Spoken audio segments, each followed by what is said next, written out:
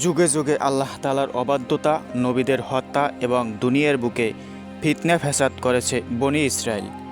এজন্য বারবার লাঞ্ছিত, অপমানিত, ধ্বংস এবং বিতাড়িত হয়েছে তারা। কিয়ামত সংগঠিত হওয়ার আগ পর্যন্ত এই চক্র চলমান থাকবে।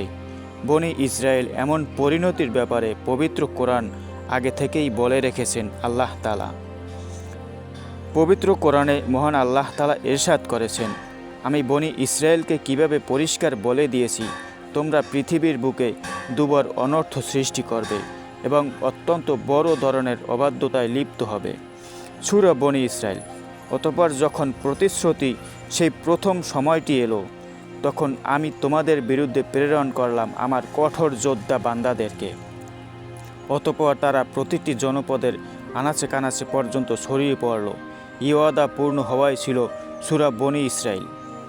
মহান আল্লাহ তাআলা বলেন, অতঃপর আমি তোমাদের জন্য তাদের বিরুদ্ধে পালা ঘুরিয়ে দিলাম, তোমাদের ধন সম্পদ ও পুত্র সন্তান দ্বারা সাহায্য করলাম এবং তোমাদের জনসংখ্যার দিক দিয়ে একটা বিরাট বাহিনীতে পরিণত করলাম।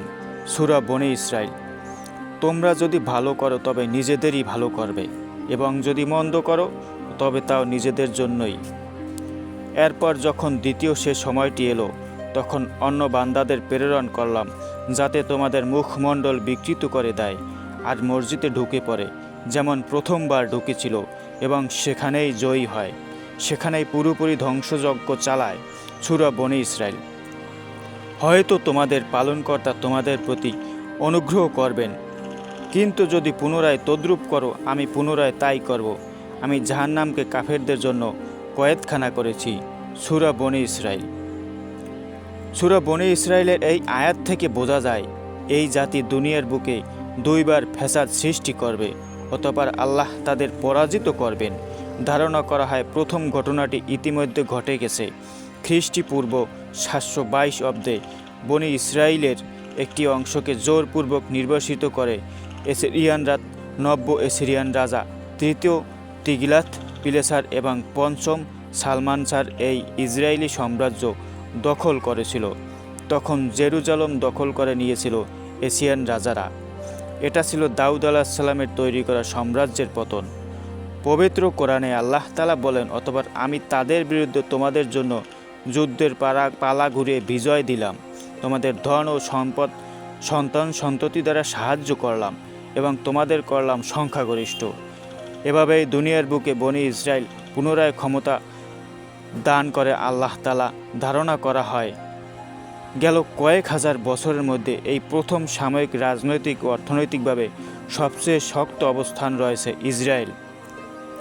ইসলামের শুরুর দিককার কোরআনের তাফসীরবিদদের মতে কোরআনে বর্ণিত দুটি ঘটনাই ইতিমধ্যে সম্পন্ন হয়েছে, তবে আধুনিক মুফাসসিরদের বিশ্বাস দ্বিতীয় ঘটনা এখনও সংগঠিত হয়নি। ইসলাম ধর্মের বিশ্বাস অনুযায়ী কিয়ামত সংগঠনের আগে ইমাম মাহাদির নেতৃত্ব মুসলমানরা জেরুজালেম জয় করবে। বর্তমান বিশ্বের ঘটনাবলীর পরস্পরায় অনেক মুফাসসির মনে করেন এটাই হবে বনী ইসরায়েলের ওপর দ্বিতীয় বিপর্যয়ের ঘটনা।